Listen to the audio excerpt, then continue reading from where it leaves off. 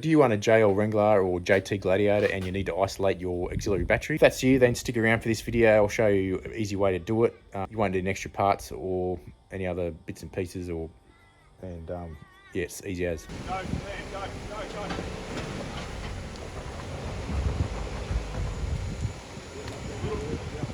Right hand down. So if you're from the US, know what you're saying, who's this Aussie bloke and what would he know about my American car? His car's all backwards, the engine's different. Look, don't worry about that. From what I understand, everything I've researched, they're all exactly the same. The system's the same. The only thing that's different is just the location of the batteries, and the PDC is also in a different location. But other than that, all the fusing should be exactly the same. In fact, the fusing's generic across a few different platforms of vehicle. So this mod will even apply to other vehicles with this auto stop start issue when you start to have dramas with the auxiliary battery. Now, the thing that inspired me to do this video is a video I watched the other day when I was actually researching this for myself. And there's so much wrong information out there on the internet. It drives me nuts, and people are going to get screwed over left, right, and centre, and just making life hard for themselves. This is an easy way to do this. Saves you stuffing around. It takes literally 2 minutes to do, and once you've done it, you probably will never want to run that auxiliary battery ever again. Do me a favour, click that like button down the bottom, subscribe to the channel if you haven't already. Heaps of forward driving content on the channel already, and more to come. I don't do too many technical videos. I'll just do it generally when either something annoys me that I've seen on the internet, or if someone specifically asks me to do something. In this case, something annoyed me and I thought like I should correct a few things. I've got to mention, I'm always open to new ideas. So if you know something that I don't know and there's a better way of doing it, or there's some serious concerns about what I've done here, chuck it in the comments down below. I'd actually really like to know what you've got to say. However, I've done as much research as what you can do in regards to this. I've seen no indications that on my own vehicle that there's an issue. It seems to run absolutely perfectly. It does everything. Stop start works. It runs absolutely as per normal. But if you do know something that I don't know, please put in the comment down below. I'd love to hear what you got to say. If you're watching this video, you should know that there's two batteries in the JL Wrangler. One's the main cranking battery, and then you've got your auxiliary battery, which is a smaller battery that's located underneath your, in some cases under the PDC, in other cases under the main battery. Long story short, I won't get into the finer details, but that second battery essentially supports the main battery in order for the sort of effective operation of that auto stop start system, which 99% of us don't even use, and is just, it's annoying. People will be asking why do I need to isolate that auxiliary battery out of the system? Well, the problem is if your auxiliary battery is flat, it's going to start draining power from your main battery. And that's because when the vehicle's sitting there not being used, both of those batteries are in parallel and connected. And what will happen is that voltage or that charge will equalise between the two batteries, and you'll end up draining that power from your main battery. You get back to your car won't start, you'll have other electronic gremlins pop up on the dash.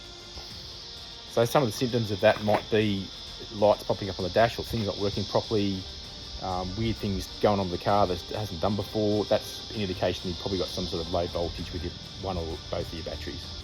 Okay, one of the red hot indicators that your auxiliary battery is on the way out, or it's not got enough voltage, is firstly, it won't remote start, and secondly, you'll get in the car to start it and it won't crank on the first push of the button. So you push the button, it'll click, and then you're like, hang on, what's going on here? Push the button again and it'll start as per normal with a full strong crank from the main battery. Okay, now before I go on, I'll just let you know I'm not a mechanic. This modification is not FCA approved or anything like that. If I were you, I'd probably, even though from what I understand, all the research I've done, this is completely safe to do and there's no issues with it, I'll probably just double check just with your specific vehicle that and your year model that there's not another way of doing it, or there is any, there's no differences with your vehicle. But from what I understand, everything I've read, it's all exactly the same between the vehicles across the line. Okay, so the reason why I've done this modification is I've just noticed that there's been issues with my auxiliary battery. I think that auxiliary battery itself is actually okay, and but what I think is that the system is not actually charging the auxiliary battery. So changing the battery out isn't going to help at all. So I've got it booked in at Jeep and I've got to get it fixed under warranty. But this is what I do in the meantime to save me draining my main battery.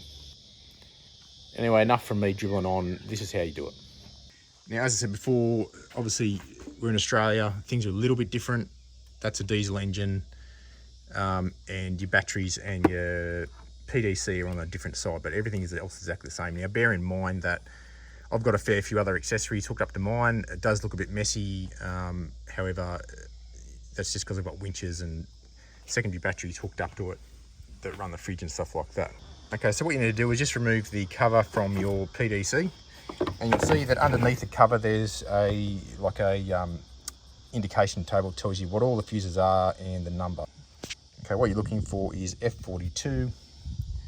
That's that one there. You'll see it says PCR control feed. Okay, what that is power control relay feed. Okay, essentially what that does, it controls the link between your main battery and the auxiliary battery. So what we're going to do is we're going to find that on this fuse box just here. In my case, it's sitting right there. Or it would normally be sitting right there. I've already pulled mine out. You'll see there's also that table just there you can reference from. All you need to do is just pluck that fuse out. Now, on this table, it says it's a 5 amp fuse, but I actually pulled a 10 amp fuse out of there. Yeah, and that's all you got to do with the fuse box itself. Put that back on.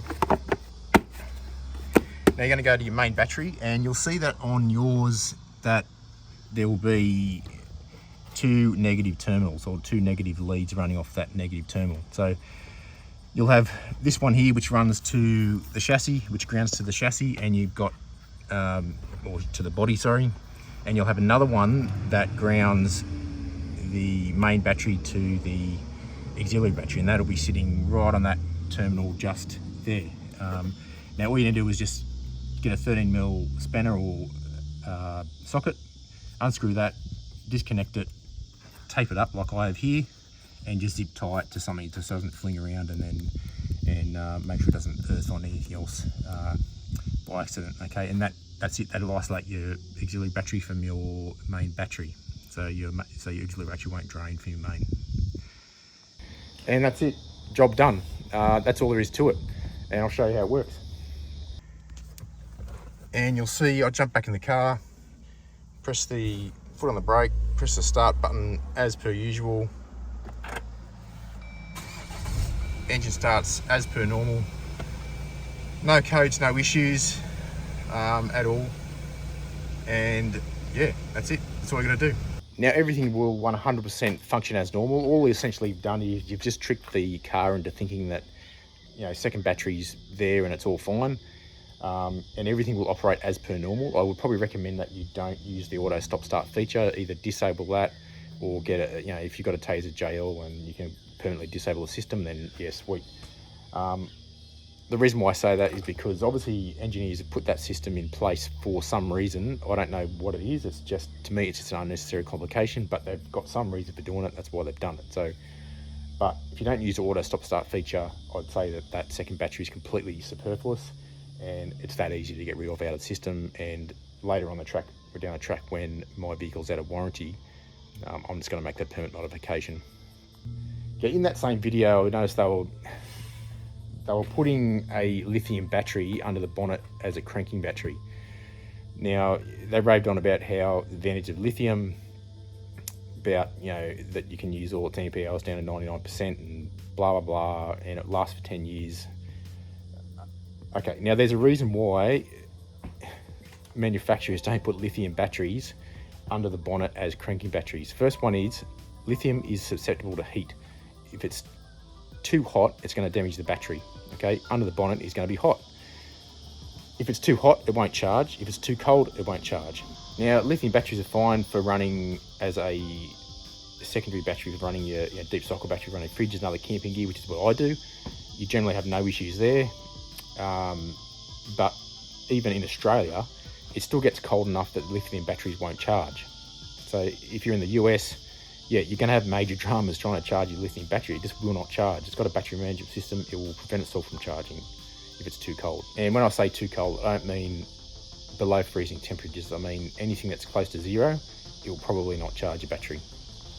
Which means that if you know, yes, they're warranted generally for 10 years, but it isn't going to last 10 years. You're going to be damaging the battery. You're going to take it back to warranty because it's only lasted 5 years, and they're going to say, no, sorry, we're not covering you.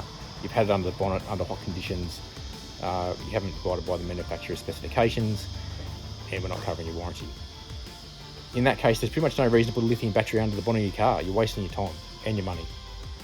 Yeah, so there's heaps of full driving content on this channel. You'll see it's a bit different. Yeah, I'm driving the Jeep, I'm driving around Australia, which is a bit of an unusual thing.